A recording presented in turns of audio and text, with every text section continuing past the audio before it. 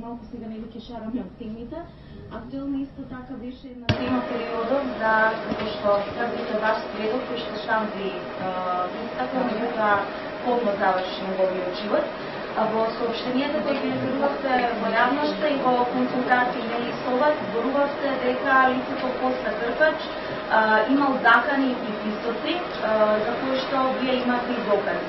Каде специјалното јавно обвинителство ги пријави тие закани и дали побарате негова заштита?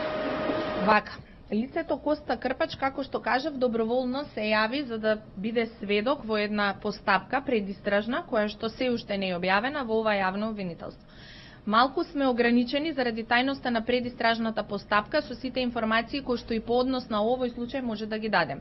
Не се работи само за наша предистражна постапка, туку се работи за предистражна постапка на основното јавно обвинителство Скопје и не би сакале да ја нарушиме тајноста и на нивната предистражна постапка.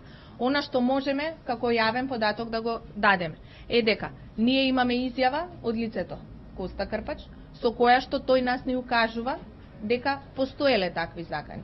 Затоа е известено јавното обвинителство Скопје, доказите кои што ги поседуваме се тука кај нас, меѓутоа упатени се, доставени се до основното јавно обвинителство Скопје сите релевантни информации кои што можат да им послужат во таа постапка и се разбира, како што кажав, се работи за сензитивни информации и за предистражни постапки кои што се во тек и не можеме во оваа насока во овој момент на јавноста да ја обезбедиме дополнителни податоци.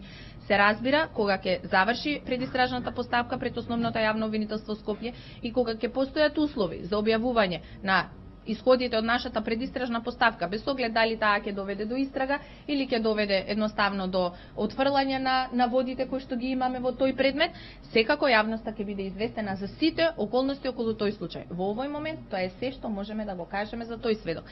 Неговото пристапување кон нас не е пријавено во Министерството за внатрешни работи, затоа што ако имате лице кое што бара статус на заштитен сведок, ваша должност е да го сочувате неговиот идентитет, а не во Министерството за внатрешни работи да пријавите дека токму тоа лице бара таков статус од вас и се соочува со соодветни закани.